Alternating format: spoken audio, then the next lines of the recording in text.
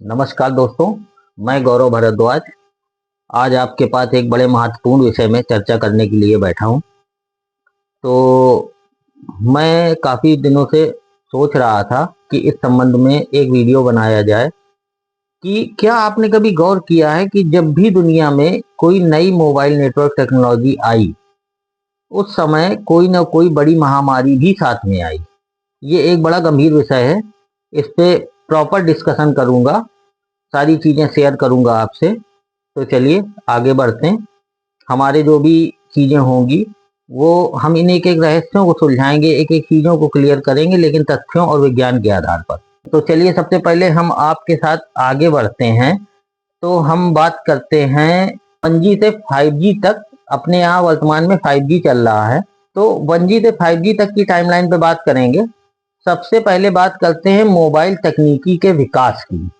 तो 1G, आप में से बहुत लोगों को ये जानकारी नहीं होगी कि मोबाइल टेक्नोलॉजी में 1G लॉन्च कब हुआ। चलिए मैं क्लियर करता हूँ उसको कि मोबाइल टेक्नोलॉजी में 1G 1979 में लॉन्च हुआ। में जब 1G लॉन्च हुआ तो ये बहुत हल्का नेटवर्क था, मतलब इसमें बात तो होती थी लेकिन ये एनालॉग सिग्नल पर चलता था। और समझने वाली बात यह है कि जब ये लॉन्च हुआ उसी समय दुनिया में रूसी फ्लू नाम की महामारी भी फैली।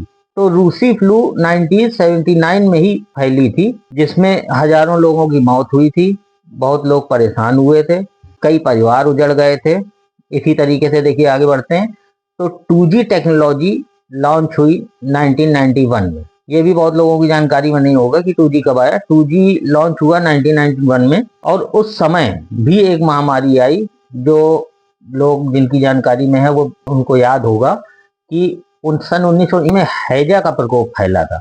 हैजे से हजारों लोगों की मौतें हुई थी, हजारों परिवार बेसहारा हुए थे। इसी तरीके से 3G टेक्नोलॉजी सन 1900 में आई। उस समय भी निपा वायरस और फ्लू की लहर चल रही थी। निपा वायरस का नाम भी आपने सुना होगा। सन 98 में निपा वायरस फैला था। हाँ, बाद में उसको ठीक कर लिया गया था, खोज लिया गया था, लेकिन सन 98 में निपा वायरस भी फैला। उसकी दवाइयाँ वगैरह मिल गई, उसकी वैक्सीन मिली, आराम मिला, लोग सही हो गए। इसी तरीके से 4G लॉन्च हुआ 2009 में, और WHO ने उसी साल स्वाइन फ्लू की महामारी को घोषित किया। तो ये एक बड़ा गंभीर विषय है कि जब 2009 में WHO ने H1N1 को स्वाइन फ्लू की महामारी घोषित किया, उसी साल 4G लॉन्च हुआ था। और इसके बाद सबकी जानकारी में है कि 5G लॉन्च हुआ सन 2019 में। सन 2019 में जब 5G लॉन्च हुआ है तो इसके कुछ ही महीनों बाद कोविड-19 की महामारी ने पूरे विश्व को अपने कब्जे में ले लिया। तो अब सवाल क्या उठता है, क्या मोबाइल नेटवर्क की तरंगें हमारी सांस लेने की प्रणाली को प्रभावित करती है या नहीं करती? ये एक बड़ा महत्वपूर्ण विषय है। मैंने जैसा कि आपको बताया कि आया में उस समय रूसी फ्लू नाम की बीमारी आई। 2G आया 1900 में, उस साल हैजा का प्रकोप फैला। 3G आया सन 98 में, उस समय निपा वायरस और फ्लू की लहर चली। 4G आया 2009 में, और उस समय WHO ने स्वाइन फ्लू को वैश्विक महामारी घोषित किया। इसके बाद 5G आया 2019 में, और उसमें तो सभी की जानकारी में है, 2019 तो अभी की बात है। तो सब जानते हैं कि कोविड से कितने लोग बेसहारा हो गए, कितने परिवार उजड़ गए। कोविड महामारी एक ऐसा प्रकोप था जिससे हम और आप सब परिचित हैं। सभी लोग जितने भी यहाँ पे हमारा वीडियो देख रहे हैं, सभी लोग जानते हैं कि कोविड महामारी में किन किन परिस्थितियों का सामना हम लोगों ने किया है। चलिए अब सच जानते हैं। तो वायरलेस नेटवर्क रेडियो वेव्स पर काम करते हैं। वायरलेस नेटवर्क जो होते हैं वो रेडियो वेव्स पर काम करते हैं। रेडियो वेव्स होती क्या है? रेडियो वेव्स में इतनी ऊर्जा होती है कि वो हमारे DNA या कोशिकाओं को नुकसान पहुंचा सकें। आप ये समझिए कि इनमें इतनी ऊर्जा नहीं होती, इसमें इतनी ऊर्जा नहीं होती कि वो हमारे DNA या कोशिकाओं को नुकसान पहुंचा सकें। यह वही रेडियो वेव्स हैं जो टीवी, FM रेडियो और वाईफाई में भी काम करते हैं। तो हम लोग अपना टीवी, FM रेडियो और वाईफाई तो बराबर यूज करते हैं, सभी लोग यूज करते हैं। हर एक घर में TV, FM radio, wifi use होता है। WHO, ICNIRP और कई रिसर्च संस्थानों ने भी साफ किया है कि अब तक कोई वैज्ञानिक प्रमाण ऐसा नहीं मिला है कि जिसमें यह क्लियर किया जा सके कि 2G, 3G, 4G या 5G जैसी रेडियो फ्रिक्वेंसी से मनुष्य को बीमारी होती है या कोई महामारी फैलती है। दूसरी ओर महामारी के पीछे हमेशा वायरस या बैक्टीरिया होते हैं। ये एक बड़ी महत्वपूर्ण, डब्ल्यूएचओ ने कहा कि कोई भी महामारी होती है तो उसमें महामारी के पीछे वायरस या बैक्टीरिया होते हैं, जैसे influenza virus, Kalra bacteria, Nipah virus, H1N1 या कोविड-19। इसका इलेक्ट्रोमैग्नेटिक फील्ड से कोई रिश्ता नहीं है। बिल्कुल साफ किया है डब्ल्यूएचओ ने कि इनमें से किसी भी वायरस का इलेक्ट्रोमैग्नेटिक फील्ड से कोई रिश्ता नहीं है। हाँ, इतना जरूर है कि जैसे जैसे तकनीकी बढ़ी, दुनिया ज्यादा जुड़ी, लोग ज्यादा यात्रा करने लगे और उसी ग्लोबल कनेक्टिविटी की वजह से वायरसों का फैलाव तेज हुआ। यानी महामारी का कारण तकनीकी नहीं, मानव संपर्क का बढ़ना रहा। जो हमारी तकनीक बढ़ी वो महामारी का कारण नहीं थी। महामारी का मेन जो मुख्य कारण था वो मानव संपर्क का बढ़ना था। अगर आप टाइमलाइन में देखें तो हर नेटवर्क अपग्रेड के दौरान दुनिया में बड़ा बदलाव हुआ। जब भी कोई नेटवर्क अपग्रेड हुआ तो दुनिया में बड़े बदलाव सामने आए। जैसे 1G के साथ ग्लोबल कम्युनिकेशन शुरू हुआ। जब 1G नेटवर्क आया तो ग्लोबल कम्युनिकेशन शुरू हुआ। उससे पहले लोग मोबाइल से या अन्य किसी उस टाइप के माध्यम से बात नहीं कर पाते थे, तो 1G के साथ ये शुरू हुआ। 3G के साथ इंटरनेट फैल गया। 3G जब आया तो लोगों ने इंटरनेट का समुचित उपयोग करना शुरू कर दिया। मतलब घर घर इंटरनेट 3G के बाद ही सक्सेसफुल हो पाया। 4G ने सोशल मीडिया को विस्फोटक कर दिया। जब 4G आया तो सोशल मीडिया इतना ज्यादा एक्टिव हो गया सोशल मीडिया कि सबके हाथ में अपना अपना मोबाइल है। हर आदमी जो है, सबकी फेसबुक में अकाउंट है, सबके इंस्टा में अकाउंट है। मतलब आप ये समझिए कि सोशल मीडिया को पूरी तरह से 4G ने एक्टिव किया।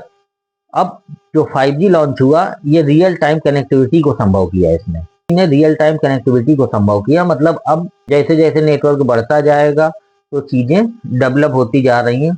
और जब ये सब हुआ तो इसी दौरान लोग व्यापार और यात्रा भी तेजी से करने लगे। जैसे लोगों की यात्राएं बढ़ी, लोगों ने यात्राएं ऐसे बढ़ी कि अब सोशल मीडिया के माध्यम से कोई कहीं गया, उसने अपना वीडियो अपलोड किया, उसने अपनी पोस्ट डाली, लोगों को अच्छा लगा, लोगों को पसंद आया, लोग वहां अब जाने का लोगों ने प्लान किया, तो यात्राएं बढ़ी। और यात्राएं बढ़ने से व्यापार बढ़ा। लोग जब गए तो टूरिज्म होता है तो वहां व्यापार बढ़ा। हर कई तरीके से व्यापार भी बढ़ा। लोग अपना सोशल मीडिया में ऐड करते हैं, उससे व्यापार बढ़ा। हर कई चीजों से व्यापार बढ़ा। तो संपर्क, यात्रा और घनी आबादी। तो पहले लोग दूर दूर रहते थे, ज्यादा उसी चीजें नहीं थी, लेकिन जब ये व्यापार बढ़ा, यात्राएं बढ़ी, तो इसमें संपर्क हुआ एक दूसरे से, यात्राएं बढ़ी, घनी आबादी हुई, इसलिए ये घटनाएं साथ दिखती। इसमें कोई रासायनिक या रेडिएशन संबंध नहीं है। ये डब्ल्यूएचओ का कहना है कि इसमें इन सब चीजों, दूसरी चीजों की वजह से हो सकता है, लेकिन इसमें कोई रासायनिक या रेडिएशन संबंध नहीं है। मतलब ये नहीं कहा जा सकता कि किसी भी मोबाइल टेक्नोलॉजी के लॉन्च होने से, 1G 2G 3G 4G के लॉन्च होने से ऐसी कोई समस्याएं सामने आई। अब 6G के भविष्य के बारे में अगर हम कहें तो 6G 2030 में आने की संभावना है। तो अभी तक जैसा कि मैंने आपको बताया कि 1G में 5G में जब लॉन्चिंग हुई, जब ये हुआ, उस साल कोई ना कोई वैश्विक महामारी आई जिसने संपूर्ण विश्व को अपने प्रकोप में लिया। लोग परेशान हुए, सारी चीजें अव्यवस्थित हुई। लेकिन आने पर क्या हम ऐसी उम्मीद कर सकते हैं कि 6G आने पर भी ऐसा हो तो होगा? तो वैज्ञानिक कहते हैं कि 6G 13 हर्ट्ज फ्रिक्वेंसी पर काम करेगा। तो 13 हर्ट्ज फ्रिक्वेंसी पर काम करेगा, इसलिए रेडिएशन से डरने की जरूरत है ही नहीं। डब्ल्यूएचओ, नासा और कई देशों की लैब पहले से ही इसकी सुरक्षा व्यवस्था पर काम कर रही है। इस बार हमें डर नहीं, तैयारी रखनी है। बेहतर हेल्थ सिस्टम, रिसर्च और टेक्नोलॉजी के साथ डब्ल्यूएचओ और नासा, देश की कई बड़ी लैबें पहले से ही इसमें काम में लगी हुई हैं कि रेडिएशन की वजह से ऐसा कुछ भी ना हो। तो दोस्तों, अब आप जान गए होंगे कि हर नेटवर्क अपग्रेड के साथ महामारी का दिखना केवल एक सहयोग है, कोई इंसिडेंस है, कारण नहीं है। पहले जब शुरू में मैंने ये चीजें देखी तो मुझे भी ये लगा कि एक महत्वपूर्ण कारण हो सकता है, लेकिन नहीं, ऐसा नहीं है। जिस तरह जब मैंने बाद में डब्ल्यूएचओ और नासा वगैरह की रिपोर्टें पढ़ी, उनको समझा, तो उनको समझ में आया कि ये कारण नहीं है, ये केवल एक इत्तेफाक है। हो सकता है कि जब जब ऐसा कोई नई टेक्नोलॉजी लॉन्च हुई उस समय ऐसी चीजें आई। तो अब मैं अपने वीडियो की समाप्ति के साथ आपसे ये कहना चाहूँगा कि अगर आपको ये जानकारी उपयोगी लगी हो तो इस वीडियो को लाइक करें, शेयर करें और कमेंट करें कि आपको क्या लगता है 6G के साथ क्या क्या नए बदलाव देखने को मिलेंगे। धन्यवाद। मैं आपका मित्र गौरव भारद्वाज।